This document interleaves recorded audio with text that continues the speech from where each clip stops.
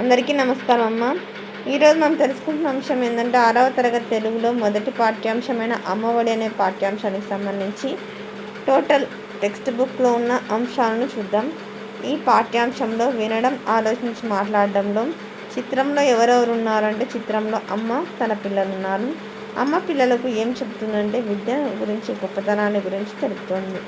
అమ్మ పిల్లల కోసం ఏమేమి చేస్తుంది? అమ్మ పిల్లల కోసం వంట చేస్తుంది. ఎంతైనా పనినైనా కష్టాన్నైనా భరిస్తూ సంతోషంగా చేస్తుంది. ఉద్దేశం: ఈ పాఠ్యాంశం ఎందుకోసం పెట్టినారు, ఏ ఉద్దేశంతో పెట్టినారంటే అమ్మ ప్రేమను, గొప్పతనాన్ని తెలియచేయడం ఈ పాఠ్యాంశం యొక్క ఉద్దేశం. తర్వాత ఈ అమ్మఒడి గేయం పాఠ్యాంశాన్ని రచించిన రచయిత పేరు బాడుగ వెంకట నరసింహారావు గారు. ఈ బాడుగ వెంకట నరసింహారావు గారి గురించి కవి పరిచయం స్క్రీన్ షాట్స్ తీసుకోండి. తర్వాత ఇది అమ్మఒడి గేయం, మీ స్క్రీన్ షాట్స్ తీసుకోండి.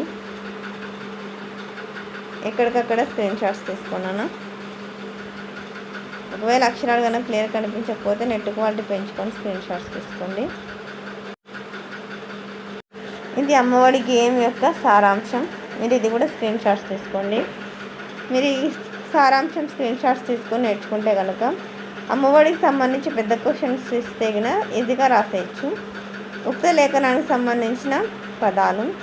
ఈ ఉక్త లేఖనానికి సంబంధించిన పదాలమ్మ కష్టమైన పదాలు. ఇవి బాగా ప్రాక్టీస్ చేసుకుంటే మీరు ఉక్త లేఖనం అంటే డిక్టేషన్ రాయడానికి బాగా ఉపయోగపడతాయి. అవగాహన ప్రతిస్పందనకు సంబంధించి పాఠం ఆధారంగా క్రింది వాక్యాలను జతపరచండి. అమ్మ చెప్పే మంచి మాటలు, ఎల్లప్పుడూ ప్రకాశించే తెలివితేటలు. అమ్మ పెదవులపై చిరునవ్వు నిరంతరం సంతోషాన్ని ఇస్తుంది. దాన ధర్మాలకు నిలయాలు, అమ్మ చల్లని చేతులు. 4. కింది కవిత చదవండి. ప్రశ్నలకు జవాబులు రాయండి. నాన్నంటే సముద్రమంత గాంభీర్యం, కొండంత ధైర్యం, నా పాలిట కల్పవృక్షం. దానికి సంబంధించి ప్రశ్నలు ఇచ్చినారు, దానికి సమాధానం మనం రాయాలి. కొండంత ధైర్యాన్ని ఇచ్చేది ఎవరు? నాన్న కొండంత ధైర్యాన్ని ఇస్తాడు. నాన్న గాంభీర్యం ఎలాంటిది? నాన్న గాంభీర్యం సముద్రం వంటిది. కల్పవృక్షంతో నాన్నను ఎందుకు పోల్చారు? కల్పవృక్షం దేవతా వృక్షం, అది కోరిన కోరికలను తీరుస్తుంది. అలాగే నాన్న కూడా పిల్లలకు కావలసినవన్నీ ఇస్తాడు. అందుకు నాన్నను కల్పవృక్షంతో పోల్చారు. ఈ కవిత తగిన శీర్షికను రాయండి. శీర్షిక అంటే పేరు పెట్టడం. ప్రియమైన నాన్న. వ్యక్తీకరణ సృజనాత్మకకు సంబంధించిన ప్రశ్నలు. దీనికి సంబంధించిన నోట్స్ మన ఛానల్లో ఆల్రెడీ అప్లోడ్ చేస్తున్నాను. దయచేసి మన ఛానల్ సబ్స్క్రైబ్ చేసుకుని వాళ్ళు దయచేసి సబ్స్క్రైబ్ చేసుకున్నాను.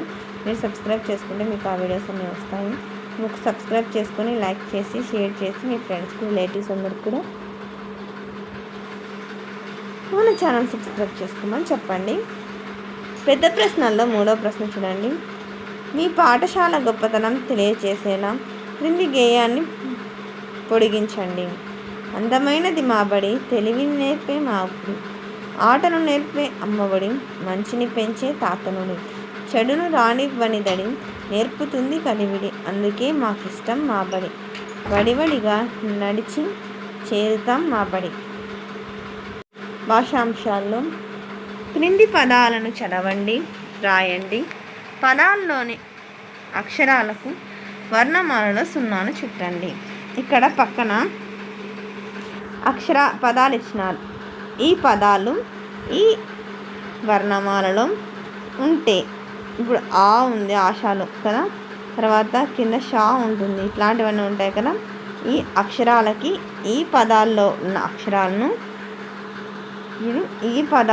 అక్షరాలను ఇక్కడ ఇప్పుడు ఊయల ఊ ఉంది, తర్వాత యా, తర్వాత లా, ఊయల. నేను చూస్తాను చూడండి. తర్వాత ఏమి ఇచ్చినారు? ఐరా, ఇక్కడ ఐ ఉంది, తర్వాత రా ఉంది, ఐరా. ఇట్లా 0 చుట్టాలి. ఇక్కడ మొత్తం ఎన్ని అక్షరాలు, ఎన్ని పదాలున్నా అన్ని దానిలోకి ఇక్కడ 0 చుట్టాలి. అర్థమవుతుందా? తర్వాత క్వశ్చన్ నెంబర్ 2. క్రింది వాక్యాలలో సరైన అక్షరాలను ఖాళీలలో ఉంచి పదాలను రాయండి. ఇక్కడ ఏమి ఇచ్చినారు? ఇక్కడ అక్షరాలు ఇచ్చినారు, దీనిని ఇక్కడ డాష్ ఇచ్చినారు. లపం అంటే ఏమొస్తుంది? బలపం, కంఠం కదా. ఇక్కడ ఉన్న దాంట్లో సరిపోతే మనకు తెలిసిపోతున్నప్పుడు.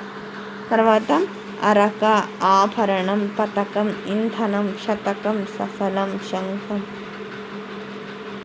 డమరుకం. తర్వాత క్వశ్చన్ నెంబర్ 3, వర్ణమాలలోని అక్షరాలతో మరికొన్ని పదాలను రాయండి. ఉపాధ్యాయులు చెప్పిన పదాలను ఉక్త లేఖనం రాయండి. 2వ, కింది పదాలను చదవండి, తేడాను గమనించండి. సున్నాను ఉపయోగించి మరికొన్ని పదాలను రాయండి, చదవండి, ఉక్త లేఖనం రాయండి. ఇక్కడ ఏం లే, ఈ పదానికి ఏం చేయాల? సున్నాను చేర్చి రాయాల. కానీ కళ వేరే పదం, సున్నా చేరడం వల్ల కలం, పెన్ అనేది పదం మారిపోయింది. ఇక్కడ సున్నా చేర్చి రాయాల. తర్వాత క్వశ్చన్ నెంబర్ 2, క్రింది అక్షరాలకు అవసరమైన చోట సున్నాను చేర్చి సరైన పదాలను రాయండి, చదవండి. ఇక్కడ సున్నా ఎక్కడ అవసరమో అక్కడ రాయాల. దంతం, రంగం, సగం, జగం, అహం, జయం, ఆనందం, ఇంధనం, అంగన, చందనం. తర్వాత క్వశ్చన్ నెంబర్ 3, క్రింది అక్షరాలలో సున్నాను సరైన చోట ఉంచి పదాలను రాయండి, చదవండి. ఇక్కడ దడం అంటే దండ, రణం, జనం, గమనం, పయనం, మండపం. క్వశ్చన్ నెంబర్ 4, క్రింది పదాలలోని అక్షరాలలోని తేడాలను గమనించి చదవండి, రాయండి, అర్థాలను ఉపాధ్యాయులను అడిగి తెలుసుకోండి, ఉక్త లేఖనం రాయండి. కరం అంటే చేయి, కరం అంటే గాడిదం. చలం అంటే కదిలేది, చలం అంటే నెపము, వెనుదీయుటం. పతకం అంటే బిల్ల. తర్వాత పతకం అంటే బిల్ల, పతకం అంటే బిల్ల, పతకం అంటే ఎత్తుగడ. తర్వాత లత అంటే తీగ, కథ అంటే కథం. పరం అంటే ఇతరం, ఫలం అంటే పండు, ప్రయోజనం. గజం అంటే ఏనుగు, ఘనం అంటే గొప్పది, మేఘం. జనం అంటే మనుషులు, జశం అంటే చేపం. డంబం అంటే ప్రగల్భం, డంక అంటే పెద్ద డబ్బు. దళం అంటే ఆకు, సైన్య విభాగం. ధనం అంటే డబ్బు.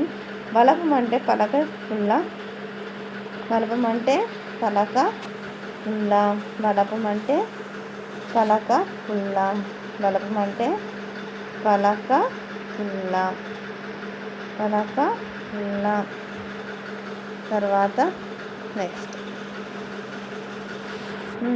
భరతం అంటే భారతదేశం, సంగతి. తర్వాత క్వశ్చన్ నెంబర్ 5, క్రింది అక్షరాలను క్రమపరిచి సరైన పదాలుగా రాయండి, చదవండి. ఇక్కడ అరక, తబల, పడవ అంటే రివర్స్, ఎట్లంటే అట్లా ఇచ్చిన వాడు బుద్ధి పుట్టినట్టు ఇచ్చిన ఆ పదానికి తగ్గట్టు మనము కరెక్ట్గా ఇక్కడ రాయాలి.